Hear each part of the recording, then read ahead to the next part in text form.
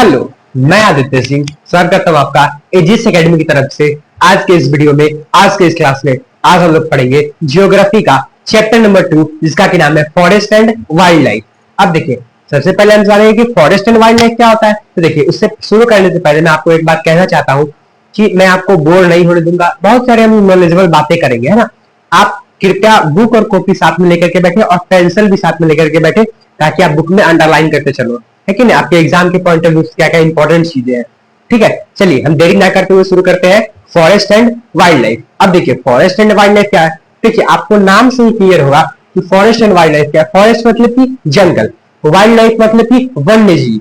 Forest मतलब कि जंगल, wild life मतलब कि वन्य जीव। अब देखिए, हमको इस चैप्टर में पढ़ना है जानवरों के बारे में, पेड़ पौधों के बारे में, उनको उनकी संरक्षण करने के बारे में, उनको बचाने के बारे में, बायोडाइवर्सिटी, फ्लोरा एंड फाउना, इन सब सारी चीजों के बारे में हमको इनमें पढ़ना है कि नहीं। चलिए हम चैप्टर को शुरू करते हैं। चैप्टर शुरू करने के बाद सबसे पहला नाम आता है बायोडाइवर्सिटी। अब देखिए, बायोडाइवर्सिटी क्या है। तो देखिए, जब कभी अर्थ पे रहना जीवन संभव हुआ था, तो आपको पता है कि सब जो तारा, सूरज, हर कुछ है, जो प्लैनेट्स है, सब कुछ पहले क्या था, एक आग का गोला हुआ करता था। सब कुछ एक ही जगह पे था। सब कुछ कहां था, एक ही जगह पे था। एक बड़ा सा आग का गोला हुआ करता था। मतलब कि सूरज नहीं था और सब नहीं था, लेकिन एक बड़ा विस्फोट हुआ, है ना। हर कुछ, पानी, जितना चीज आप देख रहे हो सृष्टि में, सब कुछ एक जगह पे था। पेड़ पौधे, जानवर, सब कुछ एक जगह पे था। लेकिन जब विस्फोट हुआ, जिसको कि हमने नाम दिया बिग बैंग थियरी, है कि नहीं। Big bang theory, big bang theory, ये आपको अभी नहीं पढ़ना है, मैं थोड़ा डिटेल से पढ़ा रहा हूं, ठीक है। Bang theory, big bang theory. अब देखिए, जब बिग बैंग थियरी हुआ तो क्या हुआ कि एक बड़ा सा विस्फोट हुआ, है कि नहीं। और बड़ा सा विस्फोट हुआ तो उस टाइम से सब कुछ बिखर गया, अलग, तारा अलग हो गया, सूरज अलग हो गया, मतलब कि सब कुछ अलग अलग हो गया। और इसी अलग होने के दौरान क्या हुआ कि हमारे जो पृथ्वी है, इस पे लगातार 1 लाख साल तक वर्षा होती रही, है ना। 1 लाख साल तक रेन होता रहा, वर्षा होती रही। और जब वर्षा होती रही 1 लाख साल, तो पूरा पानी पानी भर गया, है ना। बहुत ज्यादा पानी पानी भर गया, क्योंकि अभी भी हमारे अर्थ पे 71% पानी मौजूद है कि नहीं। तो जब पानी पानी पूरा भर गया, तो धीरे धीरे धीरे धीरे जब वो खत्म हुआ बारिश होना, तो धीरे धीरे जीवन का शुरुआत हुआ। आपको पता है कि सबसे पहले किसका जन्म हुआ, बैक्टीरिया का, है कि नहीं। सबसे पहले जो किसी का भी जन्म हुआ इस सृष्टि में, वो है बैक्टीरिया। सृष्टि कहने का मतलब इसकी पृथ्वी पे, है कि नहीं। पृथ्वी पे सबसे पहले बैक्टीरिया का जन्म हुआ। बैक्टीरिया धीरे धीरे रहना स्टार्ट किया। बैक्टीरिया, माइक्रो, फंगस, इन सब सारी चीजों का जन्म हुआ। फिर आपको पता है कि एक बार जब एस्ट्रॉइड आके हमारे पृथ्वी से टकरा गया, तो वहां पे रहते थे डायनासोरस। तो डायनासोरस की प्रजाति विलुप्त हो गई, डायनासोरस की प्रजाति खत्म हो गई, है कि नहीं। अब देखो, जब ये सब हुआ, मतलब कि क्या, कि हमारे जो अर्थ है, कहने का मतलब है कि हमारे अर्थ पे हम, भगवान ने सृष्टि बनाई, संसार बनाया, एनिमल्स बनाए, मतलब कि जानवर को बनाया, प्लांट को बनाया, इंसान को बनाया, बैक्टीरिया, हर कुछ को भगवान ने बनाया, है कि नहीं। लेकिन इन सब सारी चीजों का भगवान ने जीवन दिया, इनको लिविंग ऑर्गेनिज्म बनाया। तो पृथ्वी पे सबका अधिकार है, आप किसी से किसी का अधिकार छीन नहीं सकते हो। और जो अलग अलग प्रकार के जीवन मौजूद है हमारे पृथ्वी पे, इसी को हम लोग कहते हैं बायोडाइवर्सिटी, है कि नहीं। बायोडाइवर्सिटी, जो अलग अलग प्रकार की जीव जंतु मौजूद है हमारे पृथ्वी पे, समुद्र में, पानी में, हवा में, सब कुछ में, माइक्रोबैक्टीरिया, फंगस, इन सारी चीजों का अधिकार है इस पृथ्वी पे। बस हमने इसका ठेका नहीं ले रखा है, बस यहाँ पे हमारा ही अधिकार है ना। तो कहते हैं, इसे वो कहते हैं हम लोग biodiversity. There are many life present in our earth, like animals, plant, fishes, etcetera etcetera, birds, है कि नहीं। तो हमारे पृथ्वी पे बहुत सारे जीवन मौजूद है, उसको हमें मिटाने का कोई अधिकार भी नहीं है। अब देखो, इसको कहते हैं हम लोग बायोडाइवर्सिटी, ठीक है। अब देखिए, अब वहां दूसरा वर्ड राइज होता है फ्लोरा एंड फाउना। अब देखो, फ्लोरा एंड फाउना क्या है। तो देखो, जब आप प्लांट के बारे में स्टडी करते हो, जब आप पौधे के बारे में स्टडी करते हो, पेड़ पौधे के बारे में, इसको हम लोग कहते हैं फ्लोरा और fauna. Study in the sense की हम फ्लोरा कहते हैं प्लांट लाइफ को, और फाउना कहते हैं एनिमल्स लाइफ को, ठीक है। फ्लोरा कहते हैं प्लांट लाइफ को, फाउना कहते हैं एनिमल्स लाइफ को। अब देखिए, जानवरों के जीवन को हम लोग कहते हैं फाउना, प्लांट, पौधे के जीवन को हम लोग कहते हैं, पेड़ पौधे के जीवन को हम लोग कहते हैं फ्लोरा, ठीक है। अब देखिए, फ्लोरा एंड फाउना क्या है कि हमारे जो पृथ्वी है, इसके बहुत सारे पेड़ पौधे जानवर मौजूद है कि नहीं। और आपको पता है कि हम जो जानवर को खोज पाए हैं, जो पेड़ पौधों को खोज पाए हैं, वो सिर्फ और सिर्फ और उससे कई ज्यादा पेड़ पौधे और जानवर हम 2 गुना 3 गुना ज्यादा इस अर्थ पे मौजूद है, जिनको कि हम जिनका पता अभी नहीं है हमारे पास, जिनको कहते हैं हम एक्सप्लोर भी नहीं कर पाए, है ना। उससे कई ज्यादा प्रजातियां मौजूद है हमारे अर्थ पे। जैसे कि हमने समुद्र का बस आपको पता होगा कि बस 5% हिस्सा ही हम खोज पाए हैं, और उतने में ही इतना सारा कुछ मिल गया है। लेकिन 95% हिस्सा अभी हम एक्सप्लोर नहीं कर पाए, हमको पता ही नहीं कि 95 बाकी ये 95% हिस्से में क्या है। धीरे धीरे अभी इस पे रिसर्च चल ही रहा है कि नहीं। तो हम जो रहते हैं, बस इंसान ही नहीं है इस पृथ्वी पे, बहुत कुछ मौजूद है कि नहीं। इसे वो कहते हैं बायोडाइवर्सिटी, अलग अलग जीवों के जीवन जीने को। और फ्लोरा को कहते हैं प्लांट लाइफ, मतलब कि पेड़ पौधों का जीवन। और फाउना को कहते हैं एनिमल्स लाइफ, मतलब कि जानवरों का जीवन। ठीक है, अब देखो, India is one of the world richest country in the terms of biodiversity, मतलब कि बायोडाइवर्सिटी के टर्म में हम सबसे पहली मतलब कि बहुत ज्यादा रिचेस्ट कंट्री है, जो बहुत ज्यादा धनी है। हमारे यहाँ बहुत सारे प्रकार के पेड़ पौधे, बहुत सारे प्रकार के जीव जंतु, है ना, फल वल सब कुछ पाए जाते हैं। मतलब कि इंडिया क्या है, रिचेस्ट कंट्री है किसमें, बायोडाइवर्सिटी में। अब देखिए, अब जब हमने अपने क्या किया कि हमने प्लांट्स का यूज किया, एनिमल्स का यूज किया। जब कभी इंसान शुरू में रहना चालू किया तो किसको, जानवरों को मार के खाना शुरू किया, है ना। जानवरों को मार के खाते खाते खाते खाते फिर फल पे आया कि पेड़ पौधे में फल हुआ करते थे, फिर फल को खाना शुरू किया। धीरे धीरे उसको पकाना सीखा, पका के खाना शुरू किया। अब देखो, जब जानवरों को मारना शुरू किया तो आज तक वो चल ही रहा है कि नहीं, नॉनवेज वाला प्रथा। अब देखो, हम जानवरों को मारते जा रहे हैं, और अपने खाने के लिए तो मारते ही है, लेकिन अपने कहते हैं आपसे कि स्वार्थ के लिए भी उनको मार दिया जाता है। जैसे कि देखो, स्वार्थ के लिए हम समुद्र में इतना ज्यादा जीव जंतु है, लेकिन हम फिर भी समुद्र में प्लास्टिक फेंकते हैं। 50% से ज्यादा कछुए की मौत तो बस प्लास्टिक खाने की वजह से हो जाती है। और हम भी, हमारे शरीर के अंदर भी प्लास्टिक है, ऐसा नहीं है। हम जो कोल्ड ड्रिंक पीते हैं उसका बोतल प्लास्टिक है कि नहीं। हम जो कपड़ा पहनते हैं उसके ऊपर जो इतना सान मार्क रहता है वो भी प्लास्टिक का। हम जो वेफर कुरकुरे चिप्स ये सब खाते हैं उसका भी रैपर जो होता है, उसका पन्नी, वो भी प्लास्टिक का है कि नहीं। हम हर कुछ में प्लास्टिक का यूज करते हैं, ऐसा नहीं है। आपके घर में जो कंप्यूटर है उसका जो पीसी होगा, पीसी के पीछे वाला जो फ्रेम है वो भी प्लास्टिक का। गाड़ी जो है उसमें भी फाइबर लगता है, प्लास्टिक लगता है। मतलब कि प्लास्टिक का यूज हम करते ही जा रहे हैं, और प्लास्टिक को डिस्ट्रॉय नहीं किया जा सकता है। लेकिन अभी एक रिसर्च के दौरान पता चला है, अमेज़न जंगल में ऐसा एक ऑर्गेनिज्म मिल गया है जो कि प्लास्टिक को नष्ट कर देता है ना। अगर उसका देखो आगे क्या होता है, मतलब कि क्या, हर तरफ कचरे का ढेर, प्लास्टिक, और डिकम्पोज भी ये होता है मिलियंस ऑफ ईयर, इसको करोड़ों साल लगता है कैसे डिकम्पोज होने के लिए। मतलब कि क्या किया हमने, पेड़ पौधों को बर्बाद किया अपने घर बनाने के लिए, हॉस्पिटल बनाने के लिए, सड़क बनाने के लिए, जंगलों को काट दिया। जंगलों को काटने की वजह से वहां जो जानवर हुआ करते थे उनका जीवन छिन गया, उनका घर उनसे छिन गया। और घर जब उनसे छिन गया, और क्या हुआ कि वो दूसरे जगह शिफ्ट होना चालू हुआ, दूसरे जगह फिर इंसान ने उनको मारना चालू कर दिया। हमने क्या किया, जानवरों की तस्करी करना शुरू किया, हमने उसको इंपोर्ट करना शुरू किया, है ना। जादू के खेल दिखाने के लिए सांप को रखना शुरू किया। मतलब कि बहुत सारी चीजें हमने किया, बहुत सारे गलत काम को हमने अंजाम दिया। लेकिन इसके बाद भी हमारा पेट भरा नहीं है। हम क्या करते हैं कि अभी भी जानवरों की तस्करी कर रहे हैं। इस पे गवर्नमेंट ने बैन लगा दिया, सरकार की पाबंदी है, लेकिन फिर भी हम जानवरों की तस्करी कर रहे हैं। ये गलत बात है। अब देखिए, और एक बात और, हम इतना जो पॉल्यूशन कर रहे हैं, हवा में इतना प्रदूषण कर रहे हैं, तो प्रदूषण कौन सोखेगा, कार्बन कौन लेगा, तो कार्बन लेगा हमारा पेड़ पौधा। लेकिन हम जंगलों की कटाई धड़ल्ले से कर रहे हैं। धड़ल्ले से करने की वजह से अब जंगल बचा नहीं है कि नहीं। बहुत कम जंगल बचा हुआ है। जितना हमारे देश में जंगल होना चाहिए उतना जंगल अभी बचा हुआ नहीं है। आगे हम लोग इसके बारे में पढ़ेंगे, इस चैप्टर में, दूसरे चैप्टर में। और जो वहां प्लांट स्पीसीज मौजूद थी, एनिमल स्पीसीज, उनको मतलब कि शेर था, तो शेर की पहले प्रजाति थी बहुत सारी।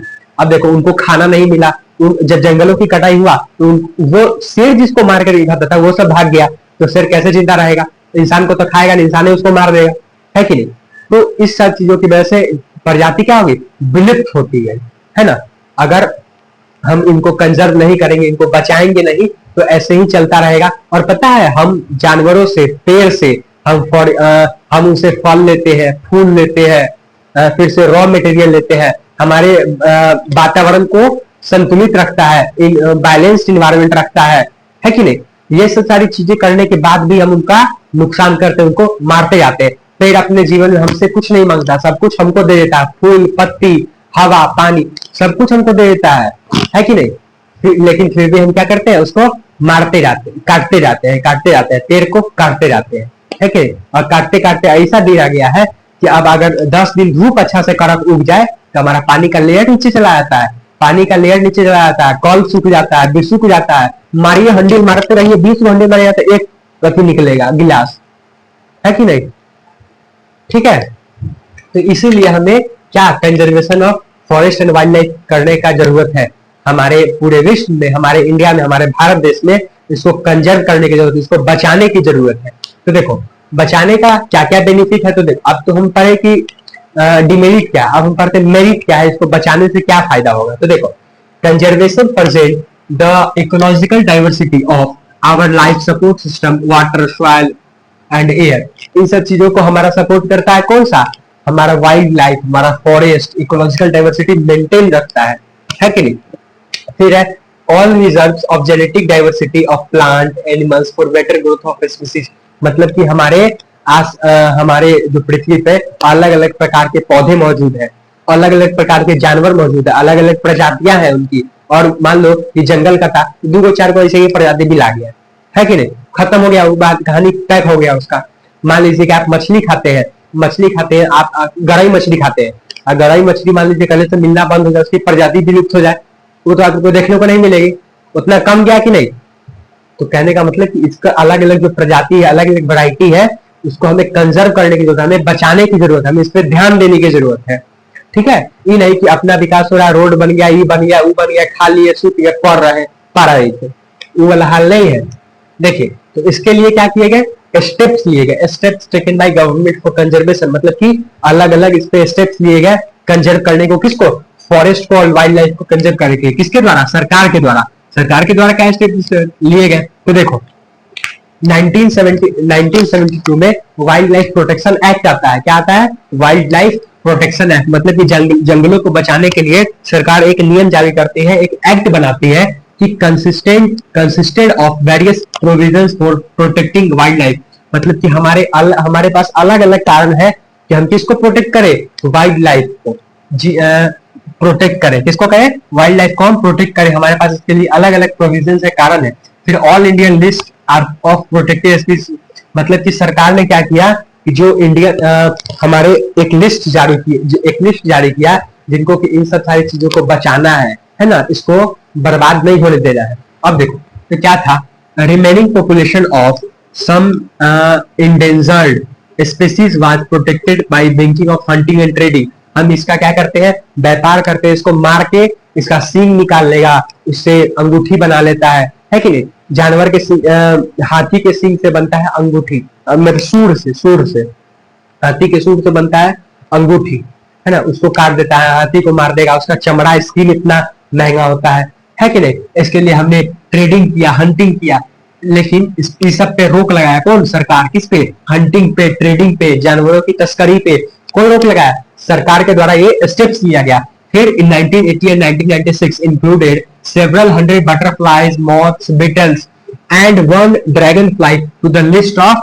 protected species। ये सब जो थे किसके लिस्ट में थे, प्रोटेक्टेड स्पीसीज का जो लिस्ट, मतलब कि बचत करने वाली प्रजाति का जो लिस्ट जारी किया था सरकार ने, उसके लिस्ट में कौन कौन से थे, तो butterflies, moths, battles and dragon fly कौन किसमें था, इस लिस्ट में शामिल था, इंक्लूडेड था। In 1991, for the first time, plants were also added to list। मतलब कि 1991 में पहली बार पेड़ पौधों को भी इसमें ऐड कर दिया गया, इस लिस्ट में शामिल कर लिया गया। For starting 6 species, और ये 6 species मतलब कि 6 प्रजातियों को ऐड करके शुरू किया गया था, प्लांट और एनिमल्स को, सॉरी प्लांट और पौधों और पेड़ों को ऐड करना शुरू किया गया था। किससे, 6 स्पीसीज को पहले ऐड किया गया। फिर हमारा एस्टेब्लिशमेंट ऑफ प्रोटेक्टिव इंस्टीट्यूशन, मतलब कि अब हमारे प्रोटेक्ट करने के लिए हमारे यहाँ पार्क बनाया गया, नेशनल पार्क है कि वन्य जीव, ये सब बनाया गया। देखिए वन्य जीव को प्रोटेक्शन देने के लिए हमारे यहाँ क्या बनाया गया, प्रोटेक्टिव इंस्टीट्यूशन को सेटअप किया गया। जैसे कि हमारे भारत में वाइल्ड लाइफ सेंचुरी जो है वो 567 है, टोटल 567 वाइल्ड लाइफ सेंचुरीज है, और बायोस्फीयर रिजर्व जो है वो 18 है। कितना है, 18 नेशनल पार्क, जैसे कि Corbett national park, Kaziranga national park, ये सब जो है हमारे यहाँ टोटल 106 है कि नहीं। तो हमारा वाइल्ड लाइफ सेंचुरीज कितना है, 567, बायोस्फीयर रिजर्व कितना है, 18, और नेशनल पार्क कितना है, 106। हमारे यहाँ इतने सारे प्रोटेक्टिव इंस्टीट्यूशन बनाए गए, सेटअप किए गए, उनका बनाया गया कि हम क्या करें, इन चीजों को पेड़ों और जानवरों को सुरक्षित रख सके। अब देखिए, अब हमें पढ़ना है कि ये जो तस्करी हो रहा था इसको रोकने के लिए हंटिंग और ट्रेडिंग पे सरकार ने बैन लगाया, और बैन लगाया उसके बाद क्या किया, कोई एक्ट बनाया। तो हाँ, हमें अलग अलग एनिमल्स को प्रोटेक्ट करने के लिए अलग अलग एक्ट बनाया गया, लेकिन आपको बस एक ही एक्ट के बारे में पढ़ना है, जो कि है टाइगर एक्ट, है क्या। उसके बारे में लिख लेते हैं, फिर आपको आगे से बताते हैं। ये सब चीजों के बारे में अगर कोई दिक्कत आपको रह गया है तो आप कमेंट बॉक्स में लिख दीजिए, हम उसका रिप्लाई कर देंगे। ठीक है, इन सब सारी चीजों को आप नोट कर लीजिए, आपके जीवन के लिए बहुत जरूरी है ये, है ना, और एग्जाम के लिए तो है ही। देखिए, तो हमारा अगला टॉपिक क्या है, government launch project for protecting specific animal, मतलब कि कुछ ऐसी प्रजातियां जो कि जल्दी से धड़ल्ले से विलुप्त हो रही है, उनको बचाने के लिए गवर्नमेंट ने क्या किया, हमारी सरकार ने एक प्रोजेक्ट लॉन्च किया। कई सारे प्रोजेक्ट जैसे कि टाइगर, घड़ियाल, इन सब सारी चीजों, इन सब सारी जानवरों की मात्रा जो है दिन प्रतिदिन घटती जा रही थी। तो हमारे गवर्नमेंट ने क्या किया, इस पे प्रोजेक्ट लाया। अब क्या प्रोजेक्ट लाया, तो देखो, टाइगर को बचाने के लिए लाया गया टाइगर प्रोजेक्ट, जैसे कि घड़ियाल को बचाने के लिए लाया गया इंडियन क्रोकोडाइल कंजर्वेशन प्रोजेक्ट, फिर ब्लैक बक को बचाने के लिए ब्लैक बक कंजर्वेशन प्रोजेक्ट लाया गया, फिर राइनोसोरस को बचाने के लिए राइनो प्रोजेक्ट लाया गया। मतलब कि अलग अलग एनिमल को, स्पेसिफिक एनिमल को बचाने के लिए अलग अलग प्रोजेक्ट लाया गया, लॉन्च किया गया। लेकिन आपको इन सारी प्रोजेक्ट के बारे में नहीं पढ़ना है, बस आपको टाइगर के बारे में और टाइगर प्रोजेक्ट के बारे में पढ़ना है। ठीक है, ये नॉलेज के लिए अच्छा है। चलिए, अब हम टाइगर प्रोजेक्ट के बारे में पढ़ें। तो देखो, टाइगर प्रोजेक्ट क्या है, tiger is one of the most important wild life specific in foreign base, मतलब कि हमारे आसपास, हमारे जीवन में टाइगर जो है एक सबसे बड़ा इंपॉर्टेंट रोल प्ले करता है, मतलब कि मोस्ट इंपॉर्टेंट वाइल्ड लाइफ है, वन्य जीव है कि नहीं। और जो बाघ है वो सबसे महत्वपूर्ण वन्य जीव है ना, सबसे महत्वपूर्ण वन्य जीवों में से एक माना जाता है। तो इसको प्रोटेक्ट करना तो हमारी जिम्मेदारी है कि नहीं। फिर tiger population had dwelled from last 100 year, मतलब कि पिछले 100 वर्षों में देखा गया है कि जो बाघ की संख्या है वो काफी ज्यादा घटती जा रही है दिन प्रतिदिन। जैसे कि 1870 का अगर हम डेटा देखें तो 1870 में 55,000 टाइगर थे, लेकिन हमारा 1970 में वही 1970 में 55,000 टाइगर थे, मतलब कि 55,000 कौन था, बाघ। और वही 1970 में 1827 टाइगर बस बचा है। पर कहाँ 55,000 है, कहाँ 1800 टाइगर है कि नहीं। देखिए, तो कितना तेजी से इसकी संख्या जो है घट रही है। तो इसको हमें जरूरत है कि हम इसको प्रोटेक्ट करें, है ना, इसको हम जीवित रखें, हमारी ये जिम्मेदारी है। ठीक है, क्योंकि हमने ही जंगल को काटा है और हमने ही जो क्या किया है। सो देखो, आगे देखो reason behind the decline of tiger population, और यही और कुछ कारण है किसको, टाइगर पॉपुलेशन को घटने का, मतलब कि टाइगर की जो प्रजाति है उसको घटने का कुछ कारण है। जैसे कि क्या, जैसे कि आप कह सकते हैं कि उसको भोजन ना मिलना, है ना, उसको भोजन ना मिलना, उसको घर ना मिलना। तो देखो, poaching and shrinking habit for trade, हमने क्या किया, टाइगर को उसके स्किन को, उसके हड्डियों को व्यापार बना दिया, हमने ट्रेड बना दिया, इतना ज्यादा हंटिंग किया कि टाइगर की मात्रा ही घट गया। फिर दूसरा रीजन क्या है, दूसरा रीजन है कि जो टाइगर को खाता था, डिप्लीटेशन ऑफ प्रे बेस स्पीसीज, मतलब कि जो टाइगर जिसको खाता, हम खाते हैं खाने को, है कि नहीं, चावल दाल सब्जी रोटी हम लोग खाते हैं। अगर अनाजे मिला बंद हो तो हम लोग नहीं मरेंगे, मर जाएंगे। अब देखिए, अब पिज्जा, बर्गर, चाउमीन कितना दिन खाइएगा, 5 दिन, 10 दिन, 20 दिन, और इससे ज्यादा मन नहीं करेगा। खाना चावले दाल है, कितना बड़ा आदमी हो, कितना बड़ा इंसान बन जाए, है कि नहीं, कितना बड़ा पैसा वाला बन जाए, दुनिया पे राज करेगा, लेकिन खाएगा वो चावले दाल, है कि नहीं। रोज उसको पनीर टिक्का नहीं मिलेगा, चिकन चिल्ली, मटन बिरयानी, है कि नहीं, खा भी नहीं पाएगा रोज। वही कहता है कि जो टाइगर जिसको खाता था वो ही खत्म हो गया, वो बेस एनिमल्स ही क्या हुआ, स्पेसिफिक विलुप्त हो गया। क्या है, हम जंगल को इतना काटे कि जानवर से भाग गया, जानवर को हम लोग मार दिए, तो जो टाइगर जिसको, बाघ जिसको खाएगा वो खत्म हो गया, तो जिंदा कैसे रहेगा, है कि नहीं। इसीलिए 55,000 से 100 साल में घट के कितना हो गया, तो 1827 हो गया। अब देखो फिर ग्रोइंग ह्यूमन पॉपुलेशन, और ह्यूमन सबसे घटिया तो इंसान है। इंसान को देखो, जानवर इंसान में फर्क है कि जानवर बोल नहीं सकता है, अपनी बातों को रख नहीं सकता है, लेकिन इसको पता सब कुछ चलता है। जब भूकंप आने वाला होता है, जब सुनामी आने वाला होता है, तो सबसे पहले जानवर से भाग जाता है, क्योंकि पास उसके सिक्स सेंस होता है उसके पास।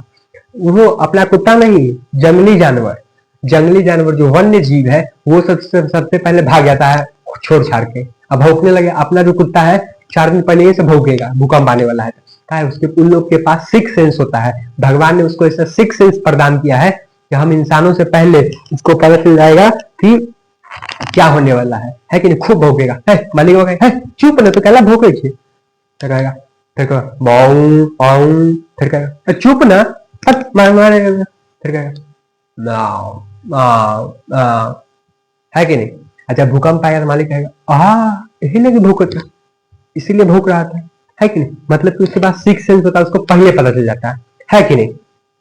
यही बात है। अब देखो फिर ग्रोइंग ह्यूमन पॉपुलेशन, हम आदमी का जो पॉपुलेशन बढ़ता गया, तो जितना ज्यादा आदमी का पॉपुलेशन बढ़ा उतना ज्यादा नुकसान बढ़ा, जंगल को काटा, सब कुछ को बर्बाद कर दिया, हवा पानी सॉइल हर कुछ को बर्बाद कर दिया। बर्बाद कीजिएगा तो आपको भुगतना तो पड़ेगा, है कि नहीं, कलयुग है। अब देखो फिर इसके लिए क्या किया गया कि इन 1973 government launch a campaign project tiger, और गवर्नमेंट जो लॉन्च किया क्या, कैंपेन प्रोजेक्ट टाइगर, मतलब कि पार्क बनाया गया, सेंचुरीज बनाया गया, किसके लिए, टाइगर को प्रोटेक्ट करने के लिए और सब सारी जानवरों को प्रोटेक्ट करने के लिए। अब देखो major tiger reserve in India, कुछ मेजर टाइगर रिजर्व है क्या, कहाँ, इंडिया में, हमारे भारत में।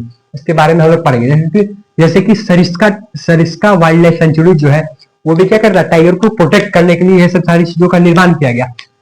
कार्बेट नेशनल पार्क, मानस टाइगर रिजर्व, बंदबाग नेशनल पार्क, फिर प्रियार नेशनल पार्क, और फिर सुंदरबन नेशनल पार्क। ये सब सारी चीजें हमारे कंट्री में डेवलप किया गया, हमारे भारत को विकसित किया गया कि हम एनिमल्स को क्या करें, प्रोटेक्ट करके रखें, जू बनाया गया, है कि नहीं।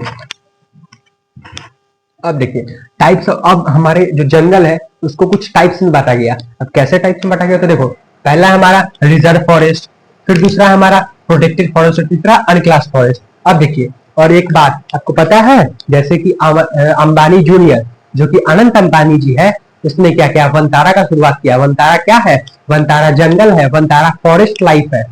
फॉरेस्ट लाइफ कहने का मतलब कि वनतारा जू है, एक्वेटिक जू है वनतारा।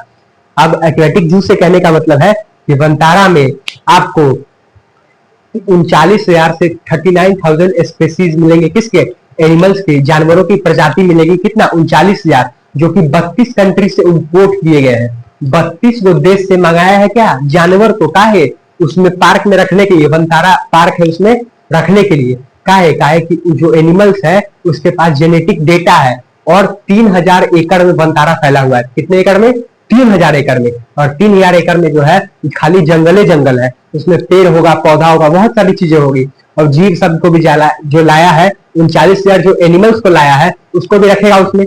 अब देखिए तो क्या करेगा, 3,000 एकड़ में जो फैला हुआ जंगल है वो हवा में ऑक्सीजन रिलीज करेगा और कार्बन डाइऑक्साइड को सोखेगा, है कि नहीं। हवा को साफ कौन करता है, तो पेड़ पौधा करता है हवा को साफ, कार्बन डाइऑक्साइड को सोख लेता है, गंदी चीजों को सोख लेता है। अब देखिए, अब हमारे देश में जो कंपनीज है, ऑटोमोबाइल इंडस्ट्री है, एयरलाइन इंडस्ट्री है, ऑयल रिफाइनरी है, जो कि चिमनी है, बहुत सारा चिमनी है, वो सब क्या करता है, एक सर्टेन लेवल से ऊपर अगर पोल्यूशन करता है, एक सर्टेन लेवल से ऊपर प्रदूषण करता है, तो उन लोगों को कार्बन क्रेडिट एक्सचेंज खरीदना पड़ेगा। अब कार्बन क्रेडिट एक्सचेंज क्या है, तो भारत सरकार 2026 या फिर 2027 में कार्बन क्रेडिट एक्सचेंज लॉन्च करने वाली है। और जो कंपनीज एक सर्टेन लेवल, एक मिनिमम लेवल से ज्यादा पॉल्यूट करेगी, उनको क्या खरीदना पड़ेगा, कार्बन क्रेडिट एक्सचेंज। अब देखो वनतारा जैसा जो वाइल्ड लाइफ है, 3,000 एकड़ का जंगल कहीं नहीं है, बस एक वनतारा ही है, किसी देश में भी नहीं है, दूसरे कंट्री में भी नहीं है, बस एक इंडिया में है, वो वनतारा है कि नहीं।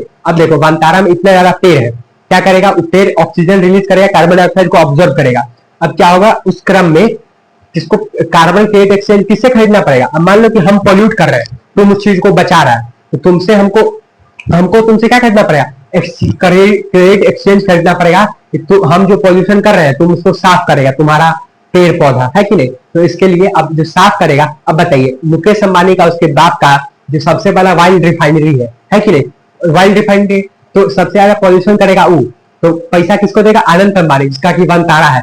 घर का पैसा घर में रह गया है कि नहीं। और फिर जो दूसरी कंपनी जो पॉल्यूट करेगी, जो एयरलाइंस, जो ऑटोमोबाइल इंडस्ट्री जो पॉल्यूट करेगी, उसका पैसा किसके पास, अनंत अंबानी के पास, वो पैसा भी घर में रह गया। और फिर देखो, और इतना ही नहीं, 39,000 जो स्पीसीज है उसमें, उस जंगल में, उसके पास है प्राइसलेस जेनेटिक डाटा, उसका भी कोई कीमत नहीं है, मिलियंस और बिलियंस में उसका कीमत है जेनेटिक डेटा का, है कि नहीं, जो कि फार्मा इंडस्ट्री और बायोटेक इंडस्ट्री को सपोर्ट करता है, दवाई बनाने के लिए, मेडिसिन बनाने के लिए सपोर्ट करता है। और उस वंतारा में, उस जू में इतने एनिमल्स है जिनको कि जू में रखना अलाउ भी नहीं है, कुछ ऐसे रेयर एनिमल्स को लाया गया है ना। उसमें no footage, no videography, no entry, किसी को अंदर जाने भी नहीं दिया जाता है, और फोटो वीडियो भी खींचना मना है। अभी मोदी जी गए थे, सर करके आए थे, समझे। तो वंतारा ये है, और उसमें प्राइवेट वाटर रिजर्व है। प्राइवेट वाटर रिजर्व करने का मतलब कि 2040 तक लगभग लगभग आपका जो तेल है ना, अभी 106 107 रुपये पेट्रोल, उससे ज्यादा महंगा हो जाएगा फ्रेश वाटर। 20 रुपये जो बोतल अभी ले आते हैं, बोतल नहीं मिलेगा 20 रुपये बोतल, है ना, बहुत ज्यादा महंगा हो जाएगा। क्या, फ्रेश वाटर मिलवे नहीं करेगा। अभी 10 दिन अगर कड़क धूप हो जाए तो वाटर लेयर, जो हमारा जो पानी का सतह है, वाटर लेयर नीचे चला जाता है, कल सूख जाता है, पानी नहीं आता, इतना गर्मी पड़ता है, सब तरफ सूखा बंजर दिखाई देता है, धान का खेती नहीं होता है अभी बिना बारिश के, नहीं ना हो रहा है। क्या है, वाटर लेवल नीचे जाने का क्या कारण है, जंगलों की कटाई, है कि नहीं। जंगलों के रहने से, पेड़ पौधों के रहने से, आपने पढ़ा होगा ओजोन लेयर डिप्लीटेशन, है कि नहीं, वाटर साइकिल पढ़े हैं ना, वाटर साइकिल क्लास 6 में, क्लास 4 में, हाँ, तो वो चीजें हैं। और फिर जो वंतारा से जो क्रेडिट एक्सचेंज खरीदेगा, तो आपको कह दे कि इसको पैसा देगा किसको, अनंत अंबानी को। और उसके और वंतारा में प्राइवेट वाटर रिजर्व बनाया गया है, बहुत सारा प्राइवेट वाटर रिजर्व बनाया गया है, जिसमें कि फ्रेश वाटर रखा गया है, और एनिमल्स को रखा गया, वो तो अलग बात है कि नहीं। पैसा फेंको तमाशा देखो वाली बात है। और जैसे कि बिल गेट, आपको पता है कि फार्मलैंड का सबसे बड़ा मालिक है कहाँ पे, यूएसए में, है कि नहीं, उसके पास भी है। लेकिन वंतारा एक बहुत नया है, और देखिएगा क्रेडिट एक्सचेंज लॉन्च जल्दी ही करेगा। और आपको पता है नया जो सामने खुलासा क्या आया है कि जो जियो था, जियो तो पहले बीएसएनएल, बीएसएनएल बहुत अच्छा कंपनी था, सरकारी कंपनी था, सस्ता में सुविधा में रिचार्ज होता काम चल जाता है। लेकिन जियो आया, और जियो बोला, बीएसएनएल को सरकार ने डील किया, हमारी गवर्नमेंट ने, हमारे पीएम मोदी जी ने डील किया कि आप हमारे बीएसएनएल के टावर को रखिए और हम मुंह देखेंगे, बैठेंगे बीएसएनएल को। और इसको दे दिया, बीएसएनएल का जितना भी टावर था दे दिया जियो को, आप यूज कीजिए। और जियो ने यूज किया, और आपको कहते इंडिया का सबसे बड़ा कंपनी बन गया, टेलीकॉम कंपनी। और टेलीकॉम कंपनी बनने के बाद क्या हुआ कि अब जब 10 साल का कॉन्ट्रैक्ट था कि 10 साल तक आप हमारे टावर यूज कीजिए, हम उसका बिल देंगे आपको। अब बीएसएनएल क्या हुआ है कि ये बिल ही बनाना भूल गया, 1757 करोड़ का घोटाला है, और उस बिल को मोदी जी माफ कर दिए, कोई दिक्कत नहीं है। हम आप कर्जा नहीं चुकाया तो कहा नहीं चुकाया तो बैंक का लॉस होगा, उन्हें चुकाया तो क्या हो गया। आप इस बात को समझिए, इस राजनीति को, दो गुजराती मिलकर इस देश को बेच रहा है, और दो गुजराती मिलकर इस देश को खरीद रहा है कि नहीं। अडानी और अंबानी खरीद रहा है, मोदी जी एयरपोर्ट बनवाते हैं जनता के पैसा से, दे देते हैं बना के, लीजिए अडानी चलाइएगा, नहीं चलाएगा, हम लोग नहीं चला लेंगे एयरपोर्ट, है कि नहीं। ट्रेन के पीछे से कहां बिना टिकट वाला घुसा, हम लोग को नहीं पता है, बताइए। अरे देना है एयरपोर्ट तो दे दो, अपने बनाएगा, अपने लाइटिंग बढ़िया सजा से बनेगा, हमारे टैक्स के पैसा से, और यूज करेगा कोई और, पैसा कमाएगा कोई और, हमारा टैक्स का पैसा कहां गया, अलकतरा घोटाला। ये तो बता के अभी सुर पे चढ़ गया था थोड़ा सा, है ना। चलिए कोई बात नहीं, हम लोग चैप्टर पढ़ते हैं, माफ कीजिए यार कुछ गलत लगा हो तो, लेकिन सच से अवगत करवाना हमारी जिम्मेदारी है।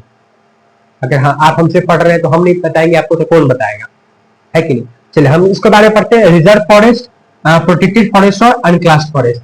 हमारे लाइफ को खरीद लिया है अनंत अंबानी ने, आने वाले जीवन को। प्राइवेटाइजेशन ऑफ लाइफ हो जाएगा, है कि हमारे जो आने वाले लाइफ है उसको खरीद लिया है किसने, अनंत अंबानी ने। हमारे जो जनरेशन आएंगी आगे उसको खरीद लिया है अनंत अंबानी ने। Trees into money, animals into data and air into his empire. और हम लोग रील्स स्क्रॉल कीजिए, reels scroll classification of forest, जिसको कि 3 प्रकार में बांटा गया है, रिजर्व फॉरेस्ट, प्रोटेक्टेड फॉरेस्ट और अनक्लास फॉरेस्ट। अब देखिए उससे पहले पिछले वाले स्लाइड में पेरियार जो टाइगर रिजर्व था उसका स्पेलिंग है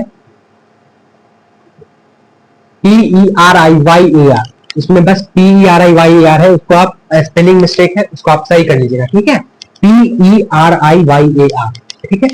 चलिए अब देखिए पहला हमारा क्या, रिजर्व फॉरेस्ट। अब रिजर्व फॉरेस्ट क्या होता है, देखो रिजर्व फॉरेस्ट जो गवर्नमेंट के द्वारा ओन किया जाता है, मतलब कि उसकी मालिक कौन होती है, सरकार। उसकी मालिक कौन है, सरकार, owned by the government. Human activities are not allowed in this forest, मतलब कि जो रिजर्व फॉरेस्ट होती है उसको उसमें हम लोग आम आदमी का उसमें जो कोई भी ह्यूमन एक्टिविटीज है वो करना वर्जित होता है ना, अपराध माना जाता है। Consisting to be the area of most valuable forest area, और ये जो हमारा ये जो रिजर्व फॉरेस्ट है ये मोस्ट वैल्यूएबल एरिया में गिना जाता है ना, और इसमें अलग अलग प्रकार के जीव जंतु पाए जाते हैं, ठीक है। प्रेजेंट इन जम्मू कश्मीर, जैसे कि हमारे देश में कहाँ कहाँ मौजूद है रिजर्व फॉरेस्ट, तो देखो जम्मू कश्मीर, वेस्ट बंगाल, महाराष्ट्र, उत्तराखंड एक्सेट्रा, इन सारी जगहों पे क्या मौजूद है, रिजर्व फॉरेस्ट। जिसमें कि रिजर्व फॉरेस्ट उन क्या आता है किसके द्वारा, गवर्नमेंट के द्वारा। इसमें जो अदर ह्यूमन एक्टिविटीज है वो अलाउ नहीं होती, आम आदमी का इसमें आवागमन वर्जित होता है कि नहीं, और इसको बहुत ही ज्यादा सुरक्षा में रखा जाता है। फिर हमारा कंसीडर्ड मोस्ट वैल्यूएबल फॉरेस्ट, और बहुत ज्यादा वैल्यू दिया जाता है इस फॉरेस्ट को, किसको, रिजर्व फॉरेस्ट को। ये कहाँ कहाँ मौजूद है, जम्मू कश्मीर, वेस्ट बंगाल, महाराष्ट्र, उत्तराखंड एक्सेट्रा जगह पे, मतलब और कई जगहों पे मौजूद है। आपको ये 4 नाम याद रखना है, ठीक है। फिर अगला हमारा प्रोटेक्टेड फॉरेस्ट। अब प्रोटेक्टेड फॉरेस्ट क्या, तो ये फॉरेस्ट भी जो है वो गवर्नमेंट के द्वारा ही ओन किया जाता है, own by the government. Local people are allowed to collect fuel, wood, graze their livestock, और इसमें ना लोकल पीपल मतलब कि आम आदमी का आवागमन वर्जित नहीं होता, मतलब कि उसको लकड़ी वकड़ी लाने के लिए, फ्यूल कलेक्ट करने के लिए अलाउ होता है कि आप ठीक है अंदर जा सकते हैं, जंगल में आप जा सकते हैं। फिर है देखिए, but still human activities are monitored by the government, लेकिन इसमें जो काम करने जाते हैं वो जो एक्टिविटीज करते हैं, कितना पेड़ काटा, मतलब कितना लकड़ी वकड़ी लिया, क्या किया अंदर जाके, ये जो है ना ये किसके मॉनिटर किया जाता है, किसके द्वारा, गवर्नमेंट के द्वारा देख रेख जारी रहता है इसमें, है ना, कि कोई गलत चीज किसी को मार तो नहीं रहा है, फॉरेस्ट को नुकसान तो नहीं पहुंचा रहा है कि नहीं, ये सारी चीजें देखी जाती है। इसमें किसके द्वारा देख रेख किया जाता है, गवर्नमेंट के द्वारा, सरकार के द्वारा। These are found large scale, 1/3 of the forest area in India covered with protected forest, और हमारे जो भारत में 1/3% जो क्या है हमारा फॉरेस्ट एरिया, मतलब कि जंगल का एरिया है, वो किसमें आता है, प्रोटेक्टेड फॉरेस्ट में आता है। हमारा जो 1/3 दशमलव जो एरिया है फॉरेस्ट एरिया है वो आता है किसमें, covered with protected forest. Protected forest मतलब गवर्नमेंट के द्वारा ओन किया जाता है, और जो ह्यूमन एक्टिविटीज, ह्यूमन को जाना अलाउ, ह्यूमन मतलब कि लोकल पीपल को जाना अलाउ होता है, लेकिन उसमें ध्यान रखती है सरकार कि कोई गलत काम ना करे, किसी चीज का तस्करी ना करने लगे, किसी को मार के, कोई जानवर को मार के फेंक दे, उसका स्किन लेके आ जाए, सिंग लेके आ जाए, है ना। इन सब सारी चीजों का ध्यान रखा था इसके द्वारा, गवर्नमेंट के द्वारा। और लार्ज स्केल पे कौन से फॉरेस्ट मौजूद है हमारे यहाँ, प्रोटेक्टेड फॉरेस्ट मौजूद है। 1/3 ऑफ टोटल, मतलब कि 1/3 of the total forest area in India covered with 1/3 of the forest area जो है हमारे यहाँ वो प्रोटेक्टेड फॉरेस्ट में गिनी जाती है, ठीक है, 1/3 ऑफ द एरिया, आप इसको याद रखिएगा। फिर अब प्रेजेंट इन राजस्थान, पंजाब, हरियाणा और बिहार जैसी जगहों पे कौन सा प्रेजेंट है, ये प्रोटेक्टेड फॉरेस्ट। राजस्थान, हरियाणा, पंजाब और बिहार जैसी जगहों पे कौन सा फॉरेस्ट मौजूद है, तो प्रोटेक्टेड फॉरेस्ट जो है पंजाब, हरियाणा और बिहार में मौजूद है, ठीक है। फिर हमारा अनक्लास फॉरेस्ट। अब देखो अनक्लास क्या होता है, managed by private as well as government specific species. अब देखो जो ये जो मैनेज किया था ना वो प्राइवेट के द्वारा मैनेज किया था, मतलब कि कोई भी इसका एक मालिक होगा, है ना, वही इसका देख रेख संरक्षण करेगा, इसमें कोई गलत काम तो नहीं हो रहा है। फिर all human activities allowed in them, और जितने सारे जो ह्यूमन एक्टिविटीज है वो अंदर जाना, लोकल पीपल को अंदर जाना अलाउ होता है कि नहीं। फिर they also consist of water wasteland, लेकिन इनमें जो बंजर जमीन है ये भी आता है इस फॉरेस्ट के अंदर में, है ना। और इसको कंसिस्ट किया जाता है, मतलब कि वेस्टलैंड इसका कोई काम नहीं है, बैरन एंड वेस्टलैंड कंसिस्ट किया जाता है इस फॉरेस्ट को, किसको, अनक्लास फॉरेस्ट, इसको की गिनती में नहीं है। Present in northern east state है, और ये कहां पर प्रेजेंट है, नॉर्थ ईस्ट में प्रेजेंट है। और फिर जैसे कि गुजरात एक्सेट्रा एक्सेट्रा, इन सारी गुजरात महाराष्ट्र इन सारी जगहों पे कौन सा फॉरेस्ट मौजूद है, अनक्लास फॉरेस्ट मौजूद है, कहां पे, महाराष्ट्र गुजरात इन सारी जगहों पे, ठीक है। अब देखो रिजर्व फॉरेस्ट और प्रोटेक्टेड फॉरेस्ट को मिला, मेन हमारा यही दो फॉरेस्ट है, रिजर्व फॉरेस्ट और प्रोटेक्टेड फॉरेस्ट, और जो बच गया किसमें आता है, अनक्लास में आता है, ठीक है, सीधी सी बात है।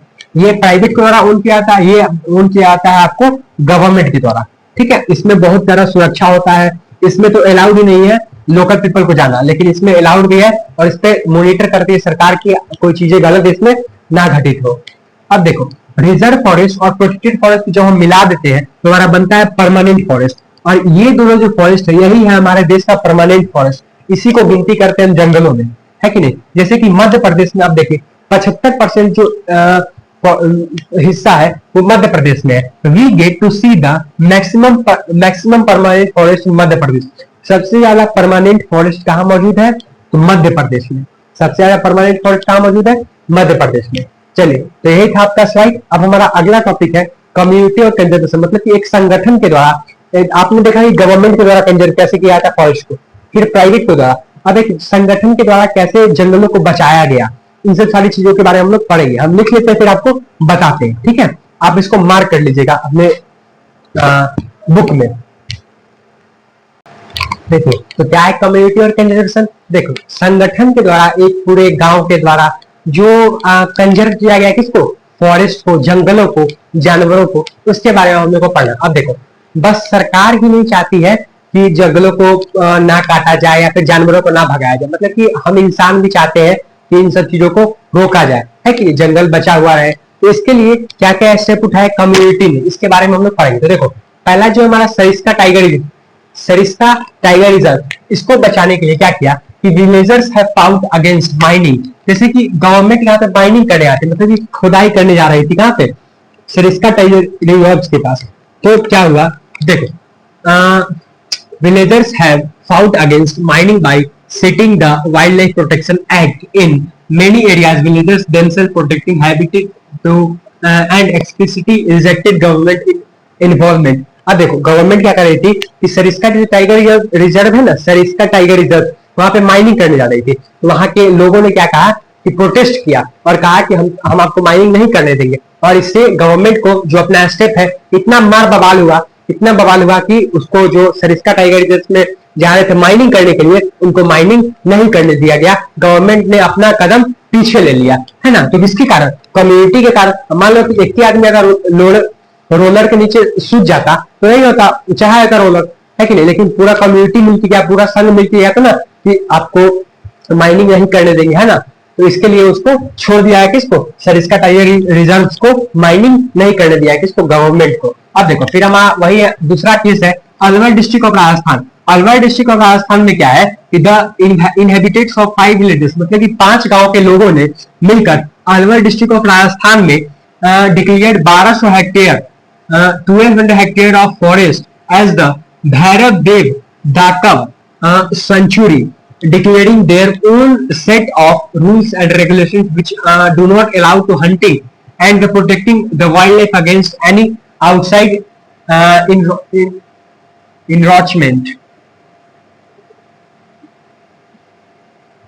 encroachments.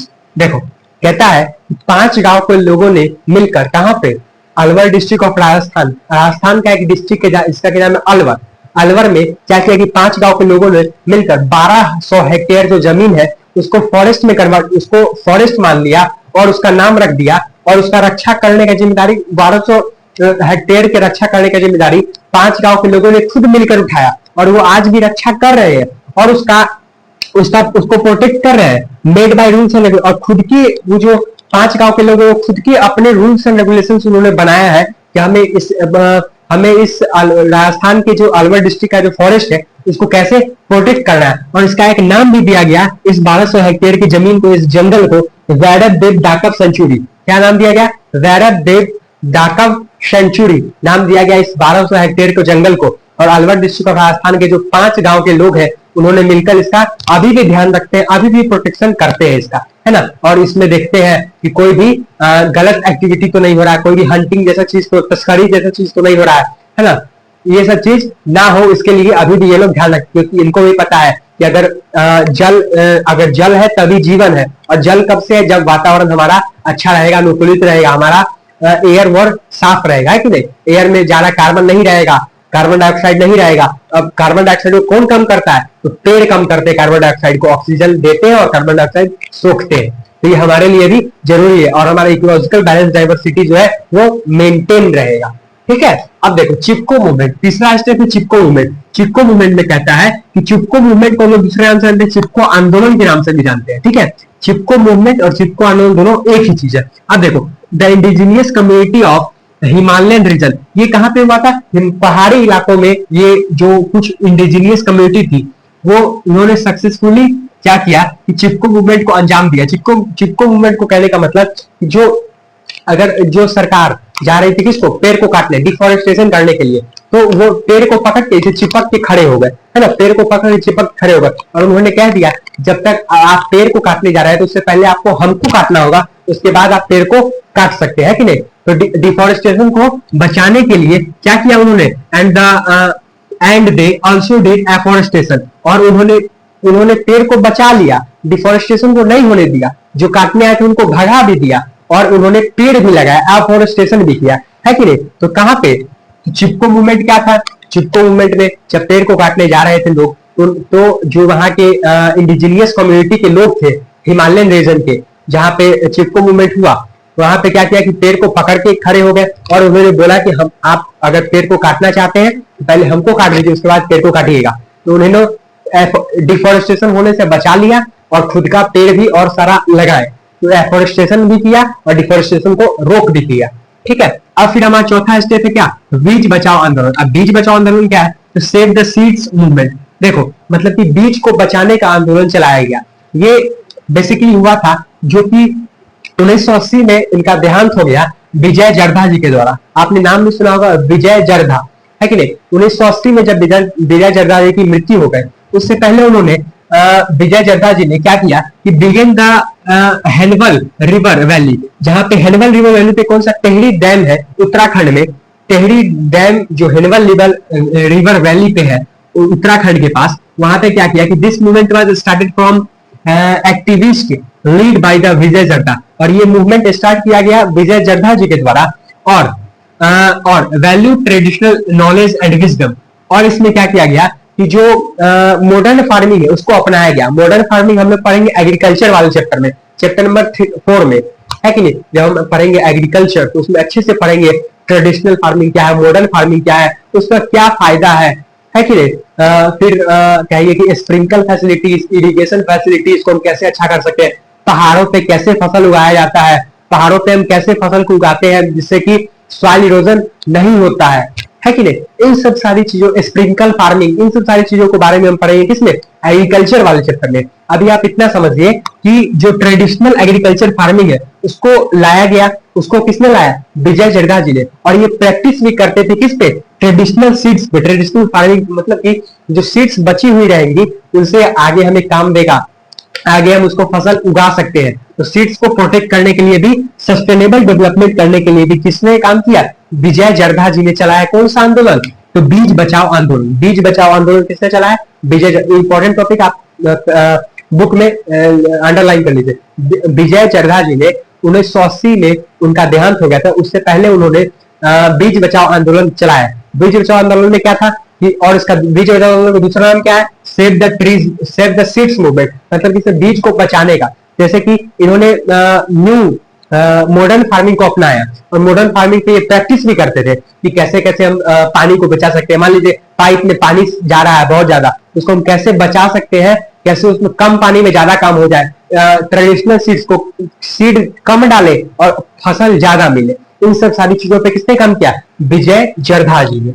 अब देखिए अब हमारा पांचवा क्या है? ज्वाइंट फॉरेस्ट मैनेजमेंट, मतलब कि JFM। ये क्या है कि सुप्रीम कोर्ट ने आम आदमी को रिस्पॉन्सिबिलिटी दी किसको, आम कम्युनिटी को, एक संघ को रिस्पॉन्सिबिलिटी दी कि आप जंगल को प्रोटेक्ट कीजिए, to protect the forest, forest को आप प्रोटेक्ट कीजिए। और यहाँ पे जो यूज हो रहा है, यहाँ पे जो तस्करी हो रहा है, रिसोर्सेज का गलत इस्तेमाल हो रहा है, इसको आप रोकिए, है कि नहीं। किसको ये दिया गया, कम्युनिटी को, संघ को। This program has been in formal existence since 1988, मतलब कि 1988 में क्या किया गया, इस प्रोग्राम को लाया गया, किसको, JFM, मतलब कि ज्वाइंट फॉरेस्ट मैनेजमेंट को लाया गया। इसका काम था कि इस ज्वाइंट फॉरेस्ट मैनेजमेंट ने कहा, ये कम्युनिटी के एक संघ को रिस्पॉन्सिबिलिटी दी गई कि आप किसको, फॉरेस्ट को प्रोटेक्ट करिए और फॉरेस्ट को प्रोटेक्ट कीजिए, और यहाँ जो इरेगुलर एक्टिविटीज हो रही है उनको आप रोकिए, है ना, कि कोई जानवर का हंटिंग नहीं हो,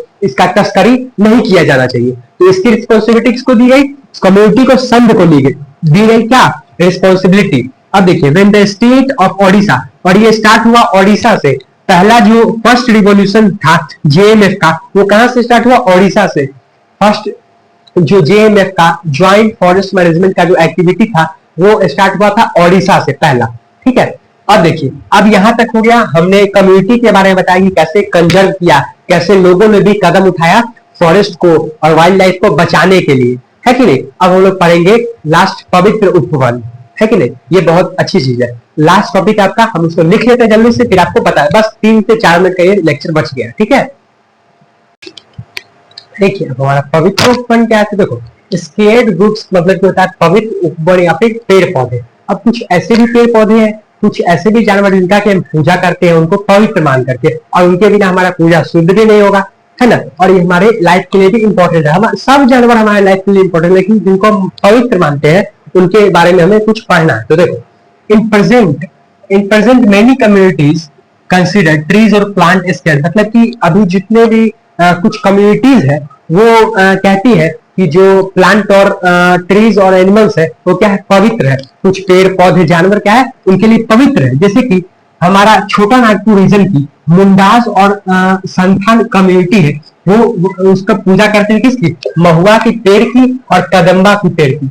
मतलब कि छोटा नागपुर रीजन की जो महिलाएं हैं, जो कम्युनिटीज है, मुंडास और संथन कम्युनिटीज की, वो किसकी पूजा करती है, महुआ के पेड़ की और कदम्बा के पेड़ की। वैसे ही ट्राइबल कम्युनिटी मतलब कि आदिवासी कम्युनिटी के लोग, जैसे कि ओडिशा, बिहार, ये किसकी पूजा करते हैं, tamarind and mango trees during weddings. मतलब कि अब देखो, हमारे यहाँ है, जब शादी होता है तो आम का पल्लो लाया जाता है कि नहीं, आम का पल्लो, केला का पेड़ लाया जाता है कि नहीं। जब हम अभी दुर्गा पूजा आएगा कुछ दिनों में, तो क्या करेंगे, नवग्रह का लकड़ी मांगे, पंडित जी मांगेंगे, ओम भूर्भुवः स्वः, नवग्रह का लकड़ी दीजिए। नवग्रह का लकड़ी में क्या रहता है, आपको कह दे कि पीपल का पीपल रहता है, दुब्बी रहता है, आम रहता है, बरगद रहता है, अकोल, सब कुछ रहता है उसमें, है कि नहीं। नवग्रह का लकड़ी चाहिए होता है उसमें, क्या है कि पूजा पवित्र हो सके, है कि नहीं।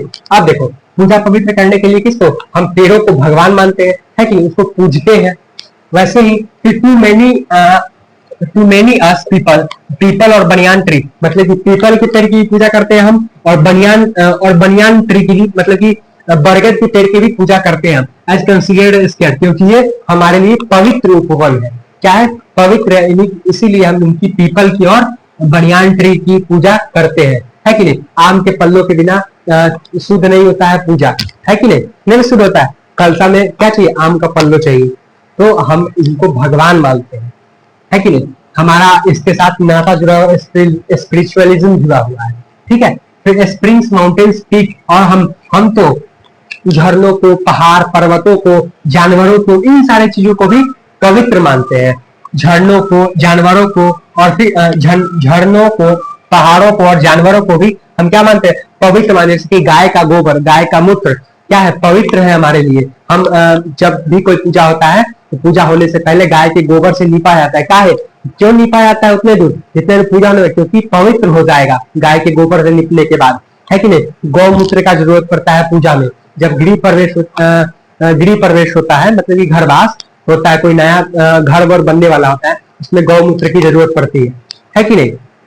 अब देखो, फिर वैसे ही बिश्नोई कम्युनिटी के लोग हैं कुछ, जो कि राजस्थान में रहते हैं, वो भी कुछ पवित्र चीजों, कुछ पवित्र कहते आपसे कि एनिमल्स की पूजा करते हैं, जैसे कि ब्लैक बक, नीलगाय और पीकॉक। इन नीलगाय, पीकॉक और ब्लैक बक को जो कहाँ की कम्युनिटी है, बिश्नोई कम्युनिटी है राजस्थान की, वो क्या मानते हैं, भगवान मानते हैं, और भगवान मान करके इनको पूजते हैं और इनको नुकसान भी नहीं पहुंचा। जैसे कि हम मंदिर जाते हैं, अब देखते हैं लंगूर रहता है, बंदर रहता है, कुत्ता रहता है, जो कुछ भी रहता है, हम उनको वहां पे नुकसान नहीं पहुंचाते, मारते नहीं है, बिस्कुट खिलाते हैं, रोटी खिलाते हैं। हमारे हाथ से बंदर बानर केला लेके भाग जाता था तो आप मारा वो करते, झप्पड़ मारेगा, नहीं दीजिएगा ना, केला छीनेगा, नहीं दिया तो मारेगा कनपट्टा, मारेगा तौल देना, है कि नहीं, होता है कि नहीं। जैसे कि आप राजगीर घूमने जाइएगा, फिर कहीं भी मंदिर पे तो क्या आपको बंदर वंदर मिलेगा, तो उनको हम पूजा करते हैं कि नहीं, हनुमान जी आ गए, हनुमान जी आ गए, ऐसे करके, है कि नहीं। और कुत्ता को भैरव बाबा बोलते हैं, है कि नहीं, भैरव बाबा आगे, भैरव बाबा बैठिए, रोटी खाइए, जाइए आराम से, पैर उड़ दबा देगी, वो वाला हाल है। मतलब कि हम पहाड़ को, पर्वत को, जानवर को, पेड़ वृक्ष को क्या मानते हैं, भगवान मानते हैं। और फिर भी भगवान मानते हैं और भगवान हम स्पिरिचुअलिज्म थोड़ी देर रहता है, फिर हम वन को काटने आते हैं, है कि नहीं, कितना गलत बात है। तो इनको नुकसान नहीं पहुंचाना चाहिए। अब देखो, फिर there is a lot of contribution of community protecting in nature and their resources. और बहुत सारी कम्युनिटी क्या करती है, इनको प्रोटेक्ट करती है, एनिमल्स को, जंगलों को प्रोटेक्ट करती है, सुरक्षा प्रदान करती है। जैसे कि बैल को, बैल क्या है, बैल को हम पूछते हैं, क्या है कि बैल जो था पहले के जमाने में हल चलाने के लिए, दोनों कन्ना पर हल ला दिया, भर दिन चल रहा है उस पे, है कि नहीं, तो खेती करने में बैल का सहारा लिया आता था। अभी भी हम गाय को पूछते हैं, इन सब सारी चीजों को क्या करते हैं, पूछते हैं, गाय को गौ माता मानते हैं, है कि नहीं। तो इनको नुकसान नहीं पहुंचाना चाहिए। तो यही है आपका पूरा चैप्टर वहां यहाँ पे खत्म। लेकिन हम कुछ लोग हैं जो कि स्पिरिचुअलिज्म मानते हैं, लेकिन कुछ लोग हैं कि उनको नुकसान पहुंचाते हैं, मानते जैसे गाय की तस्करी करते हैं, गाय के मांस को खाते हैं, मतलब कि अजीब अजीब, है ना। तो इन सब सारी चीजों को नहीं करना चाहिए, इनको क्या मिलेगा ऐसा करके, ठीक है।